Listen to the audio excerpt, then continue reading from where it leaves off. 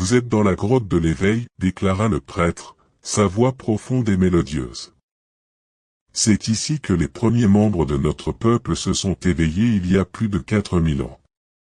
Ils étaient allongés sur la roche-mère et emplissaient tout l'espace de cette grotte jusqu'à cet autel.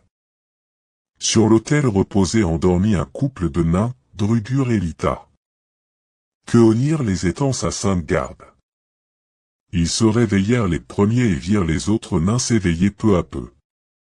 Drudur et Lita se levèrent et descendirent de l'autel, et les autres nains vinrent se grouper autour d'eux. Dans ces deux brûloirs de pierre, un feu sacré éclairait la grotte, dit-il en désignant deux blocs de pierre sculptés de part et d'autre de l'autel, où des flammes dansaient doucement.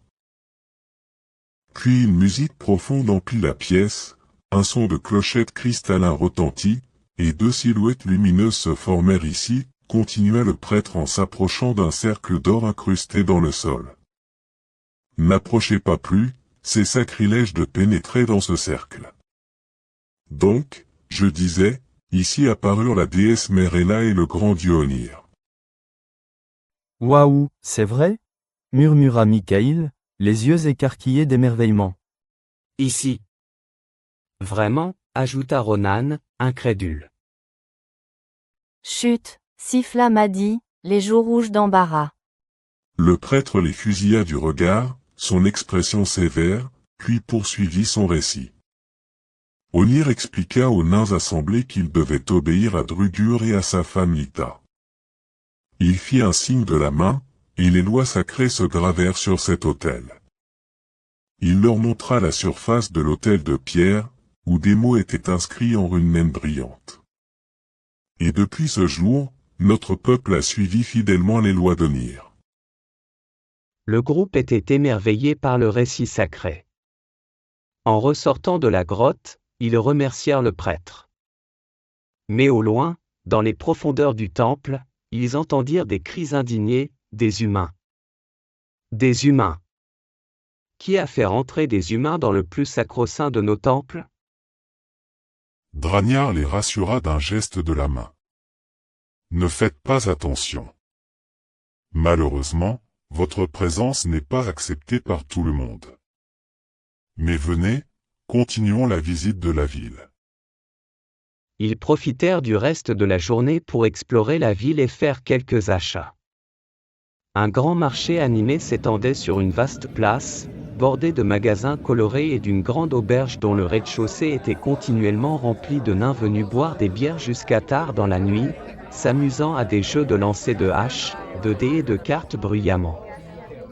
Elina acheta de petites babioles toujours utiles en voyage, ainsi que des boucles d'oreilles en argent finement travaillées, un collier orné de pierres semi-précieuses et une belle ceinture de cuir souple.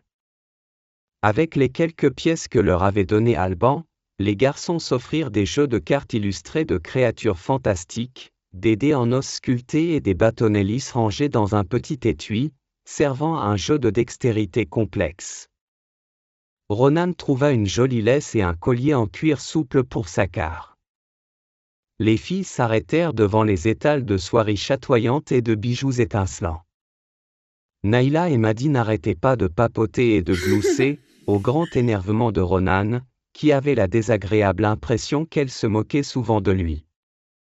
Elina fit quelques emplettes pratiques, et ils passèrent la journée à déambuler dans les rues pittoresques et à visiter les magasins fascinants. Ils visitèrent une forge impressionnante avec un maître forgeron imposant, et Elvar discuta avec lui pendant plus d'une demi-heure, échangeant des connaissances sur le travail du métal. Ils laissèrent le groupe observer les forgerons manier le fer rougeoyant avec une grande dextérité, créant des armes et des objets du quotidien avec une précision étonnante.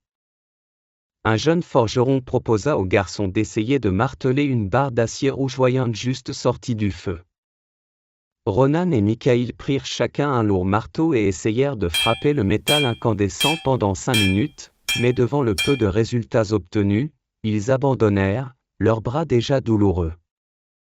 Dragnard et le forgeron sourirent de leur effort, et Dragnard leur dit avec un ton amical. N'ayez pas honte, forger est un art qui s'apprend avec le temps, et façonner un objet de métal avec un marteau est très difficile. Il faut des semaines pour apprendre à forger correctement une dague ou une épée, et des années pour devenir un bon forgeron. Ronan, Maddy et Michaïl observèrent avec fascination l'un des forgerons qui manipulait le métal en fusion à main nue, sa peau semblant insensible à la chaleur intense. « C'est de la magie, murmura Maddy, les yeux écarquillés. Oui, c'est un frère du métal et du feu, expliqua Dragnard. Il peut manier le métal en fusion, enflammer le charbon pour créer des braises et bien d'autres choses. Nous n'avons pas de magiciens comme vous les entendez, vous les humains. Notre magie est différente, il n'y a pas de sortilège ni d'incantation. C'est une magie basée sur la manipulation et le chant. » Le forgeron se mit alors à chanter d'une voix douce et profonde en maniant le métal brûlant.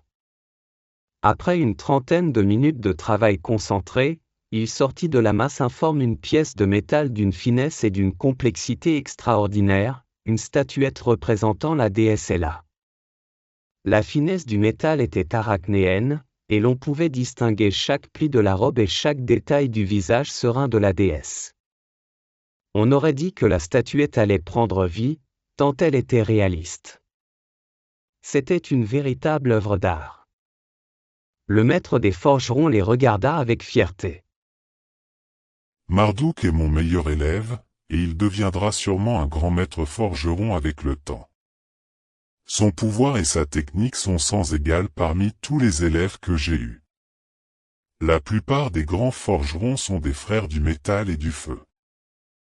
Le groupe était admiratif devant le travail accompli par les nains, leur dextérité et leur maîtrise dans l'art du travail du métal. Mais l'heure tournait, et Dragnard les pressa de continuer leur visite avant de rentrer au palais. Sur le chemin du retour, Dragnard les invita à entrer dans une taverne chaleureuse pour boire quelque chose de rafraîchissant après la lourde chaleur de la forge. Ils trouvèrent une table un peu à l'écart dans la salle animée. À peine installée, une serveuse aux cheveux roux flamboyants vint prendre leur commande. « Bonjour, que désirez-vous ? À boire, à manger ? Demanda-t-elle avec un sourire amical. C'est fini pour aujourd'hui, à bientôt pour les prochains épisodes des aventures de Ronan et nos amis. Pour la suite, des chroniques d'Altaria.